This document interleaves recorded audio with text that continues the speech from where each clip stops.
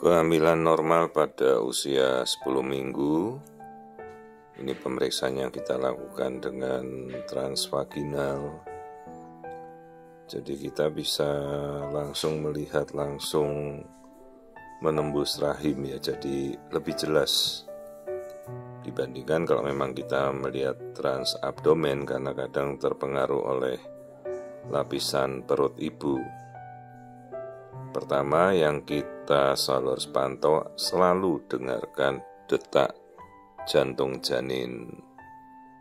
Ya, jadi jangan kita sudah melakukan pemeriksaan, melihat embrio, lupa mendengarkan detak jantung janin ya.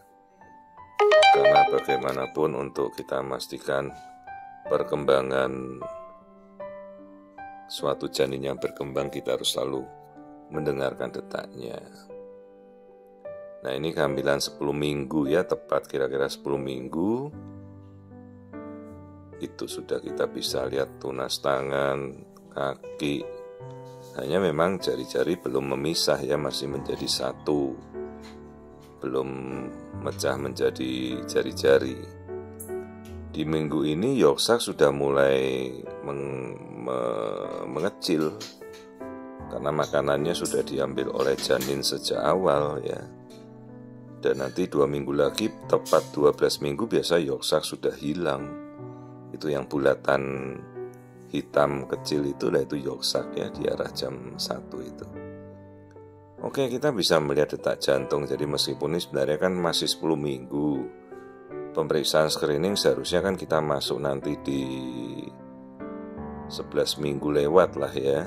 Tapi tidak apa-apa, karena ya si ibu sudah datang di 10 minggu, ya kita lihat saja. Dan dengan pemeriksaan transvagina itu lumayan cukup tajam, kita bisa melihat struktur embrio ya, struktur janin ini. Nah, seperti ini yang kita lihat, struktur tempurung kepala. Ingat, kita pernah mendapat kasus akrania di 8 minggu, akrania atau tempurung kepala 10 minggu ya. Ya, sepahit apapun itu kondisinya, tetap kita harus menjelaskan kepada orang tua ya, sebagai yang memiliki si janin. Terlepas kadang-kadang mereka memasuki fase menyangkal, denial ya. Kadang juga sudah kita diagnosa, kadang malah mempertanyakan kemampuan saya sebagai seorang konsultan. Apa dokter yakin misalnya anak saya cacat ya. Kita mengerti kondisi seperti itu ya. Hanya memang kita setelah kita jelaskan ya, kita kembalikan pada orang tuanya. Ya, jadi ini kehamilan normal 10 minggu yang berjalan normal. Dan biasa selalu saya anjurkan sekarang kita pemeriksaan genetika. Nah, itu yang kita tunjuk itu palus ya. Itu palus tuh kelamin awal si janin. Dan dari minggu sekarang kita sudah bisa melacak NIPT atau non-invasive prenatal test. Dan sudah sangat terjangkau ya pemeriksaan genetik kromosom itu ya.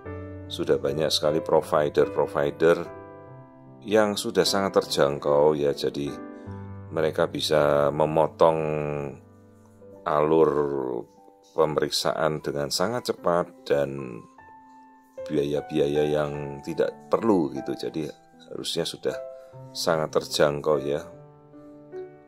Nah, ini sekarang kita lihat bagian kaki. Nah, kadang-kadang kita lihat, nah itu struktur yang di antara kaki, padahal ini baru 10 minggu. Nah, itu strukturnya nongol kecil di antara kaki, itu namanya palus. Tapi kalau ibu-ibu melihat palus seperti itu, ya itu bakalnya pasti jadi bayi laki-laki ya, padahal ini kan baru 10 minggu. Dan memang kemudian kan terkonfirmasi dengan hasil NIPT gitu ya. NIPT menyatakan Y kromosom atau kromosom bayi laki. Dan ini kita buktikan langsung dengan melihat kondisi janinnya ya. Biasanya kalau kelamin kita lihat dari USG ya sekitar 16 minggu. Ini karena awal saja, kita coba periksa dan bandingkan semua dengan pemeriksaan NIPT-nya. Nah, ini usia kehamilannya ya kita sudah temukan 10 minggu ya. Nah, ini kita lihat seluruh kondisi janin secara utuh. Kita sudah bisa lihat bagian perutnya, ya ususnya sudah kembali masuk ke dalam tubuh, karena organ-organ pencernaan itu sebelum 10 minggu dia masih berada di luar tubuh bayi, baru kemudian dia masuk kembali. Jangan sampai telat, bisa menjadi omfalosel atau gastrogenesis ya, usus yang keluar dari rongga perut. Ya, jadi inilah kehamilan normal 10 minggu, itu tampilan rekonstruksi janin, semuanya sudah kita lihat dengan tajam ya. Nah, ini kita bisa melihatnya dengan sangat jelas. Itu tali pusat itu yang keluar dari perutnya bayi ya, tali pusat sebagai penyalur makanan utama si bayi. Ya, itu yang kayak gelembung balon kecil itu di belakang punggung bayi, itu namanya yolk sac. Cadangan makan bayi sebentar lagi sudah habis, sekitar 12 minggu sudah hilang, nanti diambil alih semua fungsinya dengan plasenta ya.